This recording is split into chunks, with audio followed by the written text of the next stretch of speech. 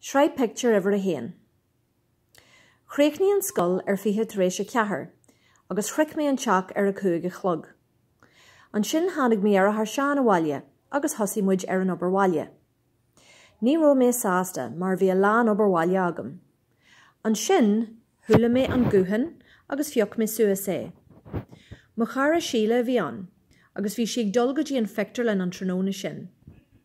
Dúirt mé gur waithlam dul go dtí an fictarlinn freisin. Dag mé nóta do mo bhamaí ar an riamhara. Dúirt mé go raibh mé imithe go dtí an fictarlinn agus go méthain arás ar a ní chlog. Dír mé ar mé ar a seán teachlumm, agus bhí sé bra sásta teachlumm. Bhí a lán obair bhaile aige freisin.